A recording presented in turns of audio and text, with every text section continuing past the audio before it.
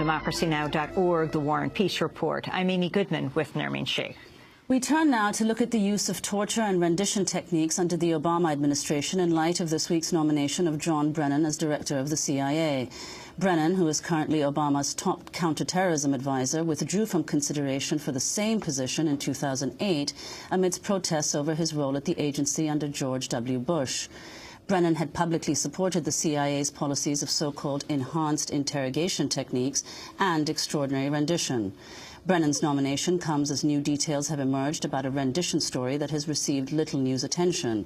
On the Friday before the Christmas long weekend, 3 European men of Somali descent appeared briefly in a New York courtroom.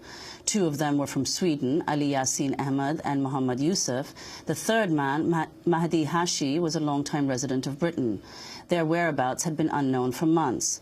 According to the Washington Post, the men were arrested in the East African country of Djibouti on a, quote, murky pretext in August.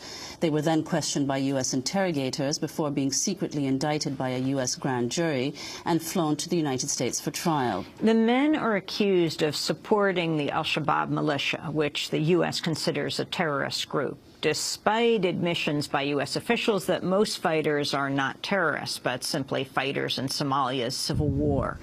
Their appearance in a U.S. court offered new evidence about how President Obama's quietly continued the controversial practice known as rendition. To talk more about the significance of this case, we're joined by 2 guests. Ephraim Savet is a lawyer representing Mohammed Yusuf, one of the 3 accused men. And joining us via Democracy Now! Video stream is Clara Gutteridge, the human rights investigator and director of the Equal Justice Forum. Let's start with you, Clara. Talk about the significance of these 3 men, who they are, ending up in a New York court over the holidays. I think what these cases really show above everything else is that rendition is alive and kicking under the Obama administration. Over the past few years, there's been an increasing focus on Obama's use of targeted killing and the drone program. And we in the human rights community had really forgotten about rendition and secret detention. But what we can see from these cases is that secret detention and rendition are absolutely ongoing, and it's something that we really need to focus on. Who are they? Tell us who these 3 men are. I mean, in terms of describing who the men are, I think it's far better for the lawyer to do that. But to my knowledge, these men were being detained incommunicado in Djibouti for several months without any access to lawyers or to any kind of due process. And when there started to be some media focus on the fact of their disappearance and detention, what then happened was that they were whisked to the United States. They were rendered there with no judicial oversight and brought before a court in the middle of the holiday, which in terms of timing is quite suspicious because it looks as though it was done to kind of keep them under the radar, if you like. Clara Gutteridge, can you talk about the significance of them having been picked up in Djibouti, which is a long-term close ally of Washington and home to Camp Lemonnier, a key U.S. military base in Africa and also the hub of counterterrorism operations there and drone attacks? Right. Djibouti hosts a major U.S. military base called Camp Lemonnier, which is the headquarters of Operation Enduring Freedom Horn of Africa and AFRICOM, which is the U.S. Africa Command. It has long been associated with renditions and secret detentions going back to at least 2002. And over the past few years, it has very, very quietly become the largest hub of U.S. drone operations outside Afghanistan. So it's really a key location for the United States in its war on terror, both in Africa and Yemen, because, of course, it's just across the water from Yemen. Ephraim Savet, can you tell us a little about your client, Mohammed Yusuf, how you came across the case, what you know about how he's been treated since he's been in U.S. custody? Good morning. I came across the case because I was appointed by the court in the Eastern District of New York to represent this particular defendant and his co-defendants, the two other detainees, also received lawyers that were appointed by the court. At present, now that we're under the court's jurisdiction, he's being treated humanely, he's being treated well, but that was not always the case. In fact, he was arrested together with his two co-defendants and others in Djibouti by Djibouti authorities, and they were not treated with kid gloves, let's put it that way, initially. And at some point, American authorities got involved in interrogating these three men. So things got better for them now that we're no longer under the radar. Tell us who Mohammed Yusuf is, your client. Mohammed Yusuf is a young man. He's approximately 27, 28 years old. He's of Somali descent. He comes from Sweden. He was a bus driver in Sweden at one point, and he comes from a very close-knit and supportive family. And Mohammed was one of the many people who were recruited through website advertisements as well as other approaches to join the Al-Shabaab movement as a revolutionary group against what they considered the oppression of other African invaders in their country. They were fighting AFRICOM, the African troops. They were fighting the African troops. It is a religious-based organization. Mohammed joined the organization. Why does the U.S. consider it a terrorist organization? Well, the U.S. considers it a terrorist organization, as I understand it, because they're aligned with Al-Qaeda. And they allegedly were involved in the bombing in Uganda in a soccer stadium that killed a number of Ugandans as well as foreigners, as well as, I understand it, some Americans. Also, you're saying your client was, or the group was? My client was not involved in anything having to do with terrorism. The group, according to reports, was involved in terrorism.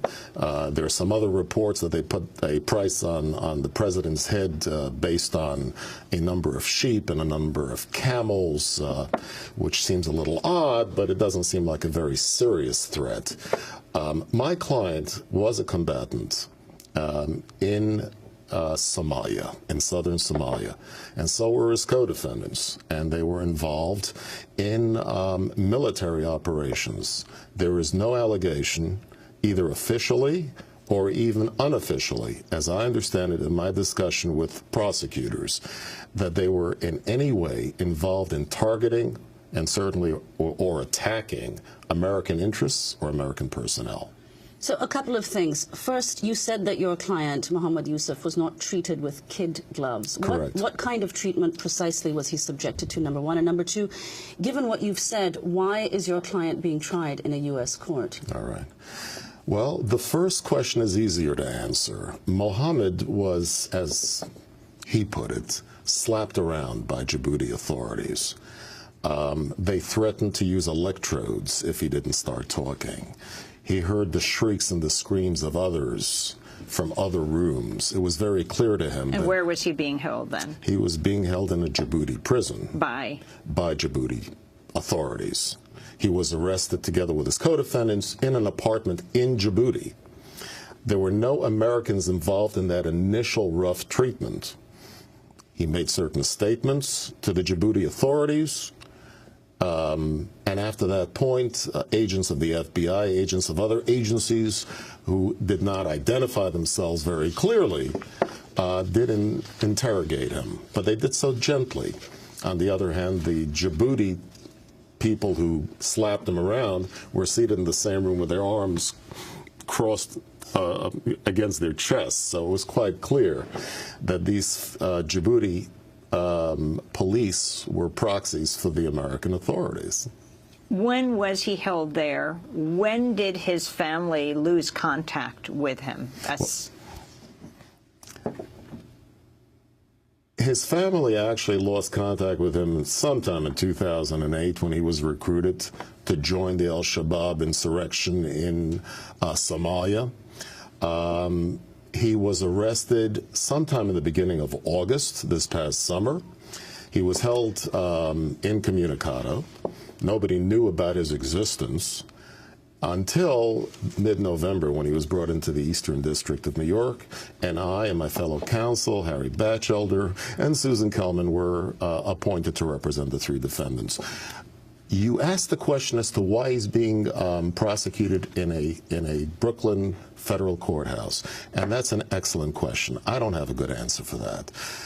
These are folks who were involved, for better or for worse, in a military campaign in Eastern Africa. Now they've become criminal defendants in the Eastern District of New York.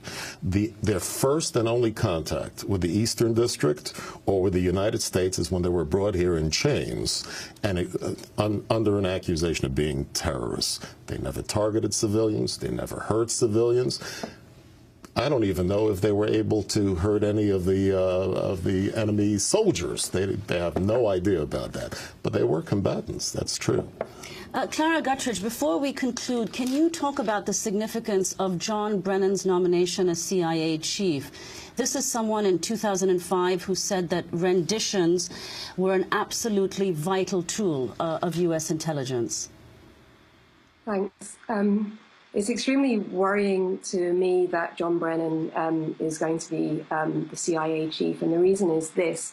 As Obama's chief counterterrorism advisor, he has in many ways been the architect of the drone program as we know it.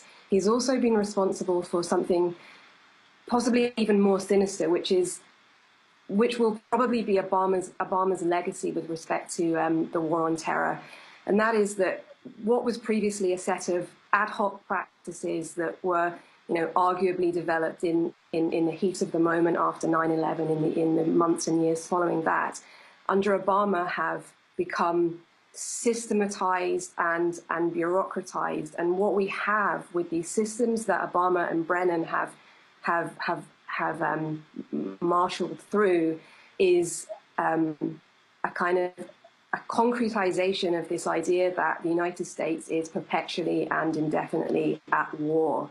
And everything that we're seeing with these renditions and secret detentions and drone attacks is something that flows from that. So whilst the United States perceives itself to be perpetually at war, these kinds of activities will go on. People like these three defendants will be regarded as being within the jurisdiction of the United States and being the enemies of the United States. There will be no space for reparations for people that have been wronged, that have been tortured, that have been wrongfully rendered. Clara Guttridge, we're going to have to leave it at that. Director of Equal Justice Forum, and Ephraim Savitt, lawyer representing Mohammed Yusuf. We want to thank you both for being here. Thanks so much for watching this report from Democracy Now!, your daily independent global news hour. We don't accept advertising or corporate funding, but rather rely on donations from viewers like you. Please make your contribution by visiting democracynow.org. We need your support today to keep bringing you this hard-hitting, in-depth reporting.